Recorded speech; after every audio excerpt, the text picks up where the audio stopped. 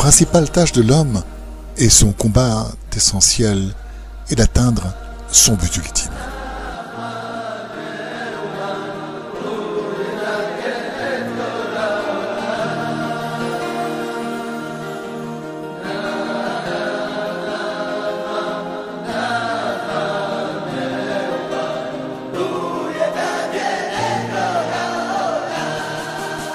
Dans cette vie sur Terre, et à cause de la matérialité du corps et d'autres obstacles, on ne peut pas comprendre le sens, ni percevoir la sensation de se sentir proche du tzaddik.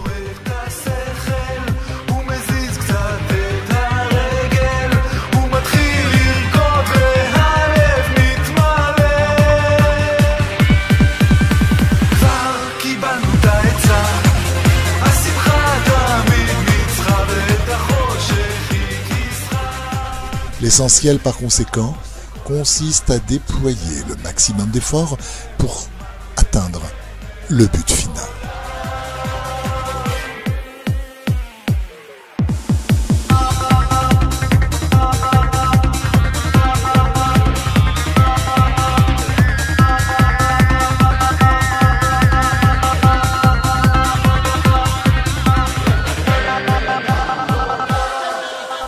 Lorsqu'on aura quitté ce monde, après une vie longue et bien remplie, on comprendra ce qu'on a entendu depuis si longtemps. Bien plus encore, l'âme pourra accéder à la joie spirituelle, chacun d'après son mérite.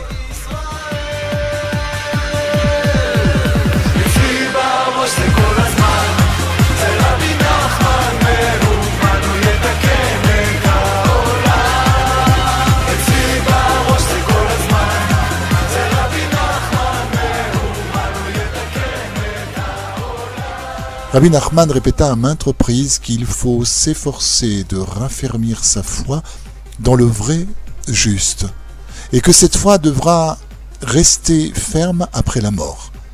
Car même là-bas, on a besoin de beaucoup se fortifier pour croire dans le tzaddik.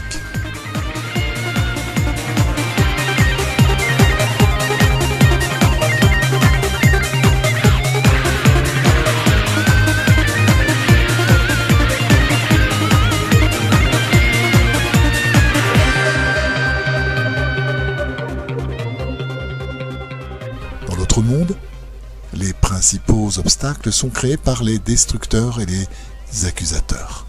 Ils nous troublent, affaiblissent notre résolution, nous trompant, répandant des rumeurs contre le tzaddik. Ceci pour empêcher de nous en rapprocher, ou bien pour le renier, que Dieu préserve, et nous faire croire qu'il n'y a rien de vrai et de réel en lui.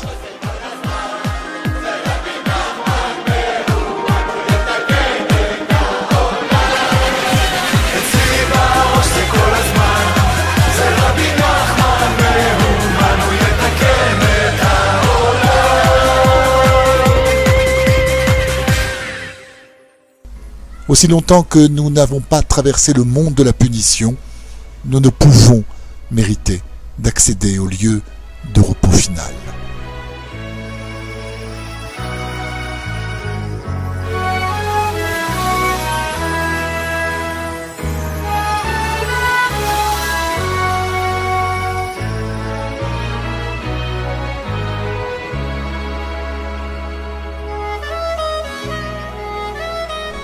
Les souffrances endurées sont l'œuvre des forces destructrices qui nous conduisent au monde de la désolation.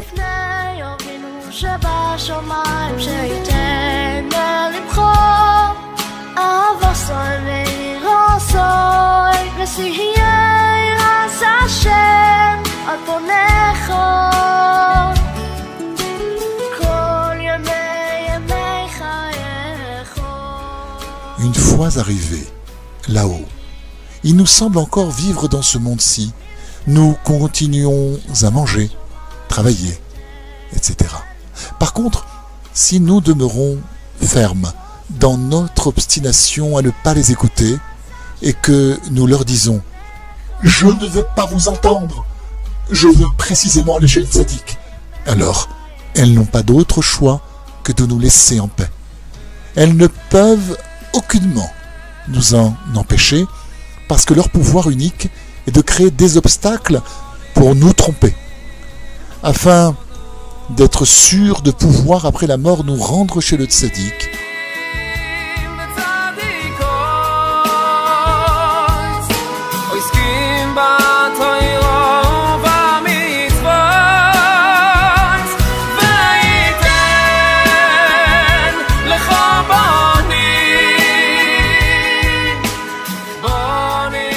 Rabbi Nachman recommandait de prêter serment sur un objet saint, tel une paire de téphilines ou un rouleau de la Torah.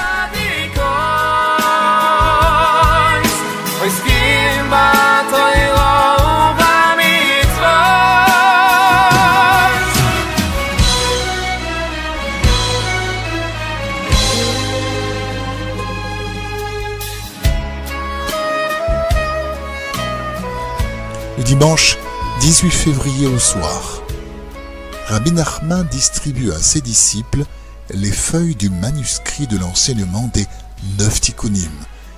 Dans le Likutei Moharan, cet enseignement est le numéro 20, afin qu'ils les recopient. Comme la leçon commençait au milieu d'une page qui contenait aussi un autre enseignement qu'il voulait garder secret, il dicta mot à mot le texte à Rabbi Nathan.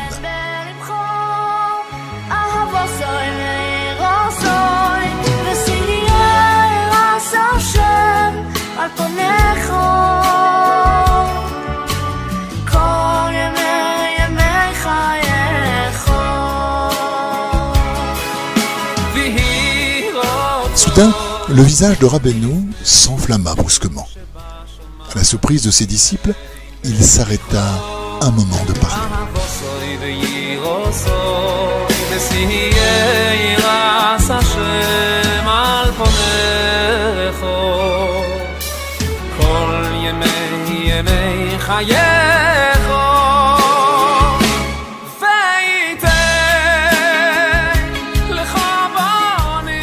L'anniversaire du décès de sa sainte mère tombait cette même nuit et il avait oublié d'allumer une bougie et de réciter le Kaddish à cette intention.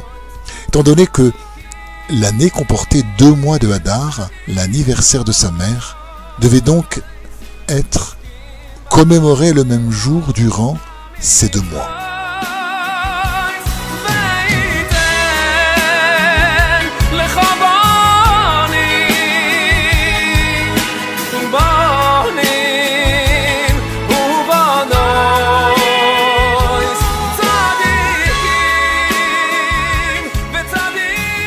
Alors qu'il dictait son enseignement, sa mère lui était apparue et lui rappela cet anniversaire. Il réunit immédiatement un minyan de 10 adultes, étudia avec eux des passages de la Mishnah, récita le Kaddish et alluma une bougie à sa mémoire.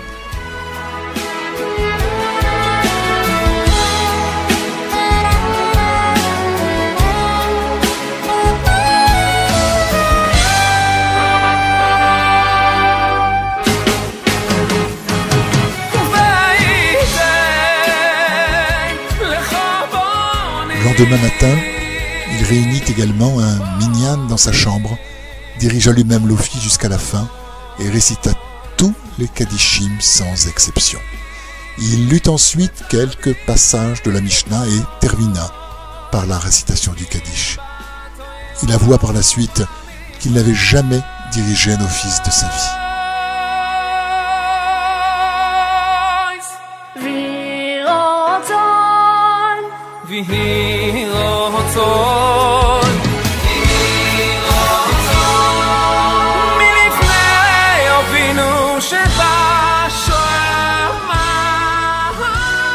Sa fille, qui était décédée, portait le nom de sa grand-mère, Fege. La leçon des 9 tikkunim, la leçon 20 du Likutei Moharan, traite du concept d'une âme très particulière qui, par sa souffrance, dévoile de nouvelles explications de Torah.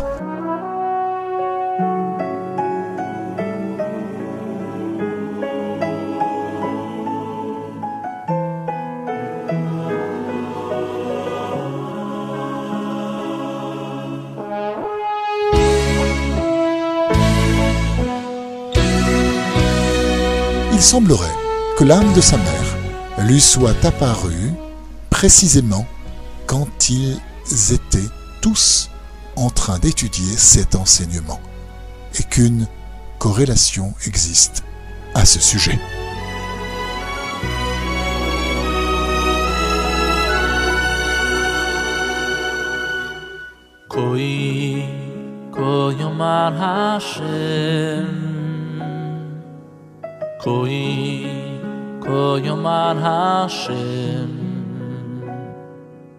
Heureux celui qui affermit sa foi dans l'Éternel, fait confiance au vrai tzaddik et accomplit ses prescriptions.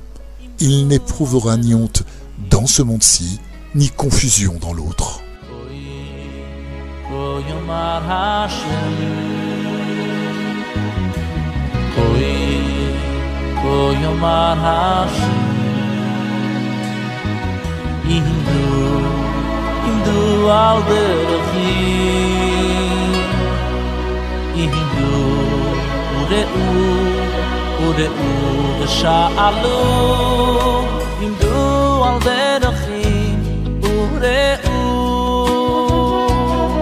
ושאלו לנסיבו ישראל